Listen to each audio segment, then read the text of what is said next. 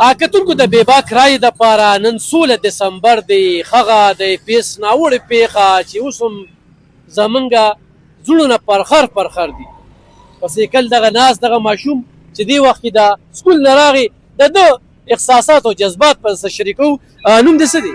فرحان الله دی. فرحان الله. نن ورځ د والي سره څه معلومات لري؟ بس ډېر ظلم یې کړی زمونږ ماشومانو سره. ماشومانو باندې خو د الله حق هم نشته، نو دې ظالمانو د هغوی نه سره بدله اخیسته او انشاءالله چا چې دغه ناوړه پیښه کړې ده نو موږ به د دې خلاف خپل جدوجهد جاري ساتو انشاءالله.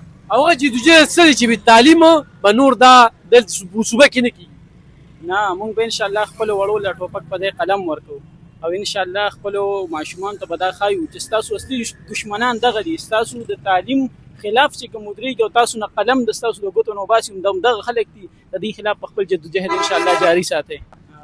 دی وخت کې خلک د خپل فوج پسې خبرې کوي، ته څه وایې؟ دا ځوانان لګیا دي، نوي کول لګیا دي او دغه فوجیان شهیدان کېږي. چې کوم فوجیان زموږ په ملک کې د زړه د اخلاص لګیا دي موږ د هغوی شانه بشان ولاړ یو، خو چې کوم خلک مولا په جامه کې یا داسې د بل سیاسي ورکر په جامه کې زموږ خلاف، زموږ د قوم خلاف هغه منافقت کوي او زموږ د قوم خلاف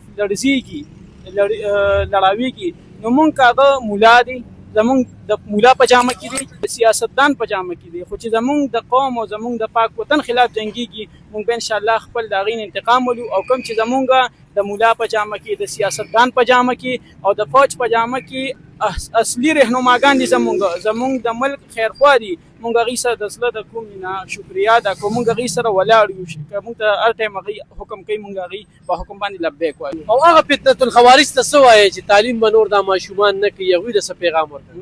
تعلیم خو زمونږ پیغمبر وی طلب العلم فریضة علی کل مسلم و مسلمان، زمونږ پیغمبر موږ ته څنګه د مونځ په شان حکم کړی، موږ د تعلیم حکم کړی، تعلیم زما حق دی، ما ته تعلیم نه څوک نشي اخوا کولی او کم کس چې زما د تعلیم په لړ کې خلل او خنډان پیدا کوي انشاءالله هغوی به موږ د جړ نه ختموو.